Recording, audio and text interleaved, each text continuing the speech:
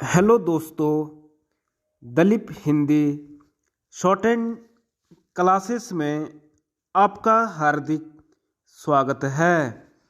दोस्तों, आज की डिक्टेशन 110 शब्द प्रति मिनट होगी। डिक्टेशन स्टार्ट करते हैं 5 सेकंड बाद।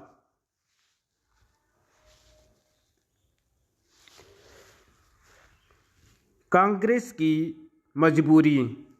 कांग्रेस इस पर खुश हो सकती है कि उत्तर प्रदेश में समाजवादी पार्टी के बाद दिल्ली में आम आदमी पार्टी से भी लोकसभा चुनाव के लिए समझौता हो गया।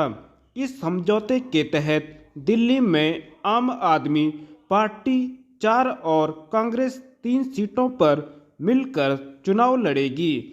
इससे यही स्पष्ट हुआ कि कांग्रेस ने दिल्ली में आम आदमी पार्टी को अपने से बड़ा दल माना।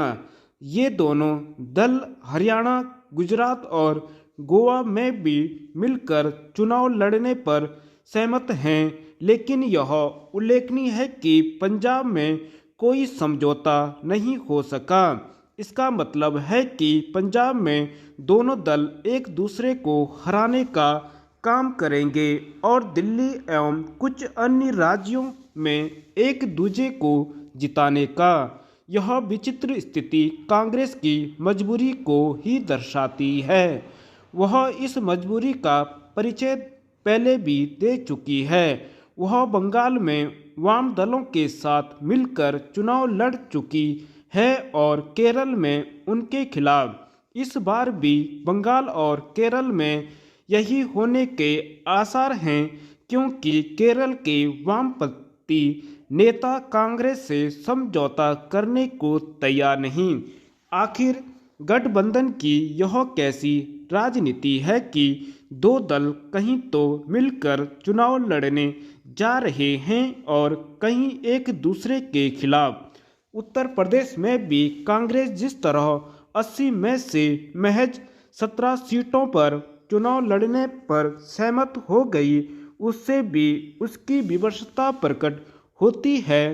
एक समय जो उत्तर प्रदेश कांग्रेस का गढ़ हुआ करता था, वहाँ वह गठबंधन के नाम पर जिस तरह अपनी राजनीतिक जमीन छोड़ने को तैयार हुई, उससे तो वह अपना जनाधार और अधिक गंवाएगी ही। ऐसे गठबंधन करके और इस क्रम में क्षेत्रीय दलों को बड़े भाई का दर्जा देकर वह अन्य राज्यों में भी अपना जनाधार खो चुकी है।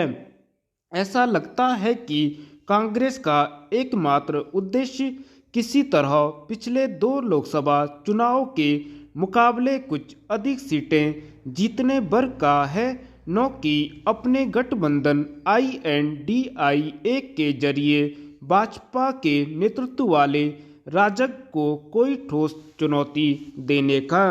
यदि कांग्रेस यह समझ रही है कि सपा और आप से समझौता करके वह INDIA को एक शक्तिशाली गठबंधन के रूप में पेश करने में सफल हो जाएगी, तो इसके आसार कम ही हैं।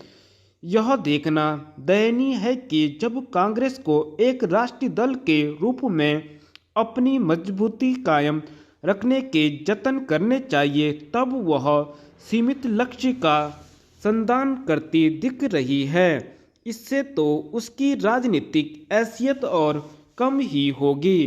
कांग्रेस चाहे जो दावा करे, उसने सपा और आप से जैसे समझौते किए, उनसे INDIA को कोई राष्ट्रीय स्वरूप मिलने से रहा। यदि यह गठबंधन बनने से पहले ही बिखराव से ग्रस्त हो गया, तो इसके लिए घटक दलों के साथ कांग्रेस भी उत्तरदायी है, जिसने सीटों के बंटवारे के बजाय राहुल गांधी की भारत जोड़ो न्याय यात्रा को अधिक प्राथमिकता प्रदान की।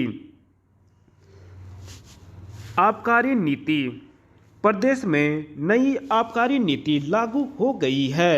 इस बार सरकार ने नीति में प्रदेश में स्थापित होने वाली आसवनी डिस्टिलरी में उत्तराखंड में उत्पादित विभिन्न कृषि उत्पादों के उपयोग को अनिवार्य किया है। इससे प्रदेश के किसानों की उपज की बिक्री होगी और उनकी आर्थिकी को बढ़ावा मिलेगा। प्रदेश में आबकारी सबसे अधिक राजस्व देने वाले विभागों में शामिल है। इस वर्ष का आबकारी राजस्व लक्ष्य 4400 करोड़ रुपए तय किया गया है। पर्यटन प्रदेश होने से यहाँ मदिरा की खपत भी ठीक है।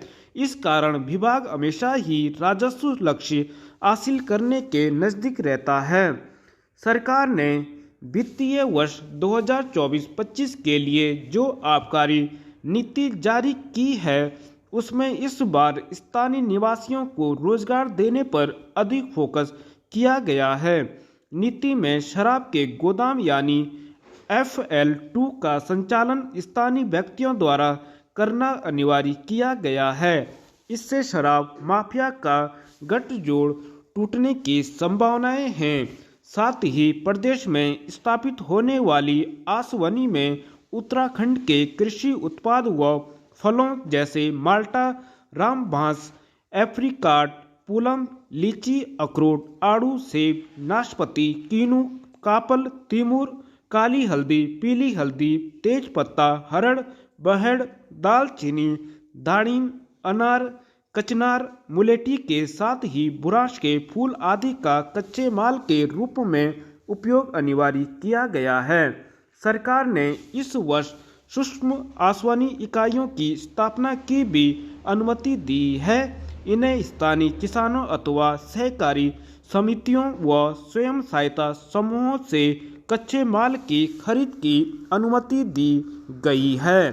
शर्त यह है कि आसवनी में 80% रोजगार स्थानीय निवासियों को देना अनिवार्य होगा। नीति के ये दो बिंदु स्थानीय निवासियों को रोजगार उपलब्ध कराने के दृष्टिकोण से अहम हैं। धन्यवाद।